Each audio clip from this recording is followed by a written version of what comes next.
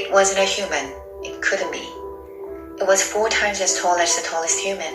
It was so tall its head was higher than the upstairs windows of the houses. Sophie opened her mouth to scream, but no sound came out. Her throat, like her whole body, was frozen with fright. This was the witching hour, all right. The tall black figure was coming away. It was keeping very close to the houses across the street, hiding in the shadowy places where there was no moonlight. On and on it came, nearer and nearer. But it was moving in spurts. It would stop, then it would move on, then it would stop again. But what on earth was it doing? Aha! Sophie could see now what it was up to. It was stopping in front of each house. It would stop and peer into the upstairs window of each house in the street. It actually had to bend down to peer into the upstairs windows. That's how tall it was. It would stop and peer in. Then it would slide on to the next house and stop again, and peer in, and so on, all along the street. It was much closer now, and Sophie could see it more clearly. Looking at it carefully, she decided it had to be some kind of person. Obviously, it was not a human, but it was definitely a person. A giant person, perhaps. Sophie stared hard across the misty moony street. The giant, if there was what he was wearing a long black cloak. In one hand, he was holding what looked like a very long thin trumpet. In the other hand, he held a large suitcase.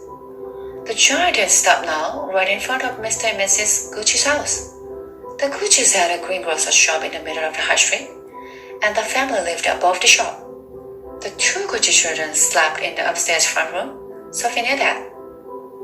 The giant was peering through the window into the room where Michael and Jane Gucci were sleeping. From across the street, Sophie watched and held her breath. She saw the giant step back a pace and put the suitcase down on the pavement. He bent over and opened the suitcase. He took something out of it. It looked like a glass jar, one of those scale ones with a screw top. He unscrewed the top of the jar and poured what was in it into the end of the long trumpet thing. Sophie watched, trembling. She saw the giant straight up again, and she saw him poke the trumpet in through the open upstairs window of the room where the Gucci children were sleeping. She saw the giant take a deep breath. Oof! He blew through the trumpet.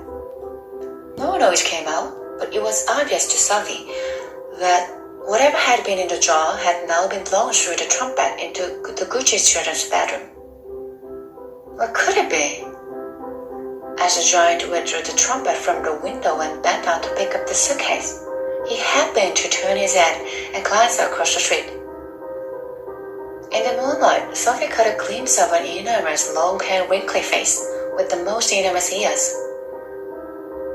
The nose was as sharp as a knife, and above the nose, there were 2 bright, flashing eyes, and the eyes were staring straight at Sophie. There was a fierce and devilish look about them. Sophie gave a yelp and pulled back from the window. She flew across the dormitory and jumped into her bed and hid under the blanket. And there she crouched, still as a mouse, and tingling all over.